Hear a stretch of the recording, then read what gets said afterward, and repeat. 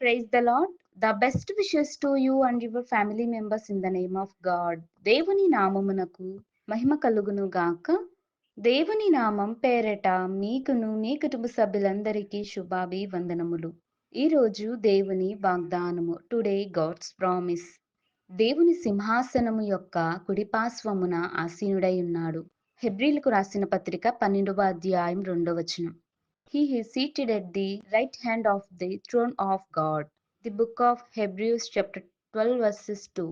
క్రీస్తునందు ప్రియమైన సహోదరి సహోదరులారా, ఈ శ్రేష్టమైన ఉదయకాల సమయంలోను ప్రభువైన యేసుక్రీస్తు వారు మనందరితో తెలియచేస్తున్న మాట. అపోస్తుడైన పౌలు హెబ్రీలకు ఆయా సంఘమునంతటికి ప్రభువైన యేసుక్రీస్తును గురించి తెలియచేస్తున్నాడండి. చూడండి, ఆయన దేవుని సింహాసనమును యొక్క కుడి పార్శ్వమున ఆసీనుడై ఉన్నాడని ప్రతి ఒక్కరితోనూ మాట్లాడుతున్నాడు. చూడండి, మీ యొక్క పాపములను, దోషములను వాటన్నిటిని విడిచిపెట్టి దేవుని వైపు చూసే వ్యక్తులుగాను, దేవుని ఎడల విశ్వాసం పొందిన వారంగా ఉండాలంటున్నాడు. చూడండి, లోకం వైపు చూసేవారు అనేక సార్లు పడిపోతుంటారు. ఆ యొక్క పాపపు ఊబిలోనే జీవిస్తారే గాని వాటి నుంచి బయటకు రాలేని స్థితిలో జీవిస్తున్నారు. అయితే మరి ఎవరైతే దేవుని మీద విశ్వాసము నుంచి దేవుని వైపు చూస్తారో దేవుని యొక్క ప్రసన్నతను పొందుకుంటారు.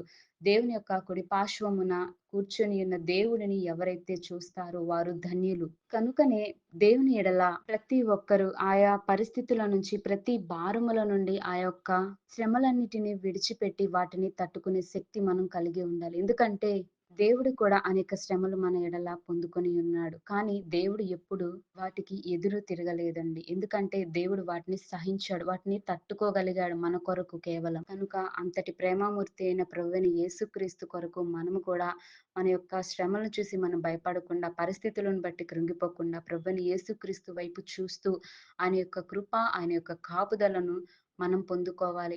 ఆయన యొక్క శ్రేష్టమైన ఆ యొక్క పరిశుద్ధమైన మాటలను మనం వినగలిగే శక్తి మనం పొందుకోవాలి. అట్టి మనసు, అట్టి కాపుదల దేవుడు మనందరికిని దయచేయునుగాక. ప్రార్థన.